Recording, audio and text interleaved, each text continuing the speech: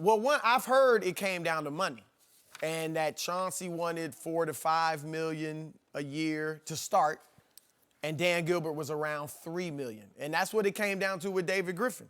Griffin wanted 6 to 7, and Gilbert was around the 3 again. Man, worth worth $5.9 billion, and he want to shortchange these guys out a few.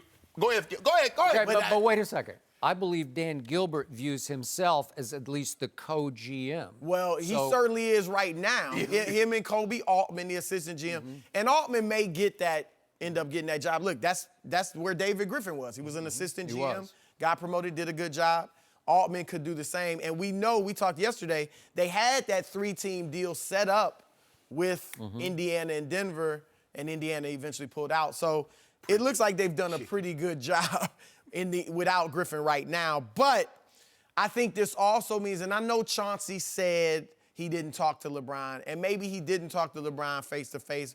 I got to believe there was some conversation, indication, maybe talk to some other people around LeBron. But it means LeBron's keeping his options open, which I don't think is a revelation, but he's not going to commit to, I'm there next year, I'm there for the duration, or I'm leaving. Like, he's keeping his options open.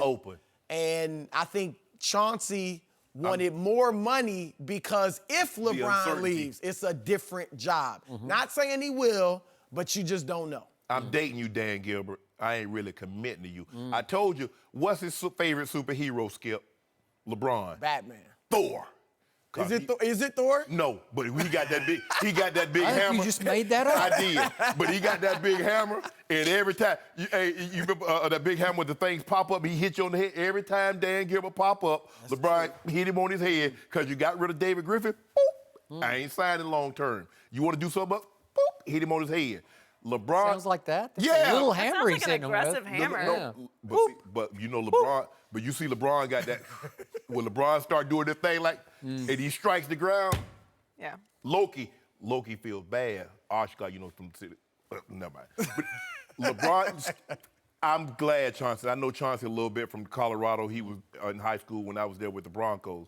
This is what we know. Dan Gilbert has let a general manager get a second contract while he's been working for Dan Gilbert. Chauncey Billups knows that. The one thing that you want is from an organization is stability. And in that front office, Dan Gilbert and the Cavaliers do not provide the stability that would warrant Chauncey uprooting his family from Colorado and going there with the uncertainty of, because it's a thankless job. You get none of the credit when they win. You take all the blame when they lose. So Chauncey's like, thank you, but no thank you. For $3 million, nah, you give me 5 to 6, because what happens if LeBron leaves? Because we know what happened when LeBron left last time. They got Kyrie, #1 pick overall, also got Tristan Thompson. They got Andrew Wiggins, #1 pick overall, Anthony Bennett. So we know what they are without LeBron. And you actually expect me to take this job for $3 million with the uncertainty and the unstableness of you, who refused to let a general manager get a second contract? Yeah, I wish I might accept this job. So I know Chauncey a little bit from days at ESPN. And I think he really loves his gig at ESPN and did not really want to give it up. And he's gotten obviously better and better, and he's really embraced his role. So to me, I think he looks at this situation, and again, LeBron has talked openly about David Griffin did a great job, but you're telling me the cap is a mess, right? So it's almost like an unfixable mess right now. So I'm not sure if Chauncey took the job, what is there to do or prove exactly? What are you going to do? You add role players. You're right. Okay? Yes. You're adding more role players. Right? That's all you're doing. And you're going to be sort of tied to LeBron, and you're going to dangle by the thread of LeBron's, shorts almost. Like you're like, are you going to stay or not? Are you going to stay? Because if he leaves, then you're going to start over, right? It's like a child tugging on his dad. Yeah, right. Buy me that. Yeah. Because that's what you're doing with LeBron, because you're really at his mercy, Skip. Yeah. Well, you know what else? And LeBron, has a big say in that franchise. Yeah. And Chauncey Billups, you both know him, very strong-willed. He is. Wants to make his own decisions, not going to, kowtow to anybody. that would have been an interesting situation. He knows LeBron and them, they're friends.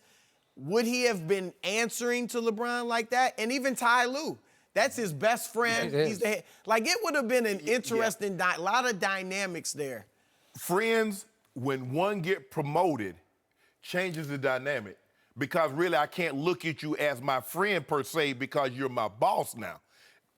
And that's something I've always thought about.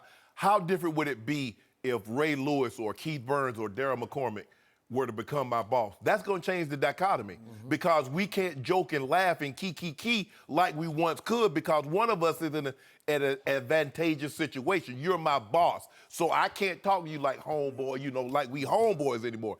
That would have been very interesting because, as you mentioned, Ty Lue, it ruined Brian Billick and Jim Fossil's friendship. They had been friendship for 30-plus years. Fossil became the offensive coordinator. Coach Billick was his head coach. He fired him.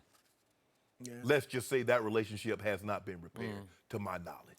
Okay, so bottom line, it's still hard for me to believe, and I think you're on my side on this one, that LeBron, after 15 years of NBA basketball, would then take his talents to Hollywood. Like it just seems like after 15 years, you would say, I'm just going to finish in my home. We going to the Riverwalk. You're going to the Riverwalk? The Riverwalk. I'll take it. I would be interested to see how you react to that. So you would have to become the biggest LeBron James fan. I'm if done. He went to the, I'm done. Even old LeBron? I'd have to be an old LeBron fan? We haven't seen the old LeBron yet. It might be his 17th year or his 18th year before he's the old LeBron. It might be. I got 19, 20. He'll be like a 20. You would want to say it's Kawhi's team.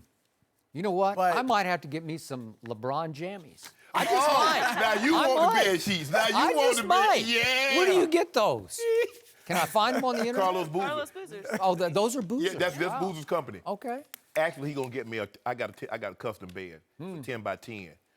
Boozer gonna get me some big old. Would LeBron come off the bench for my Spurs? Or? But Skip, you know what, Skip?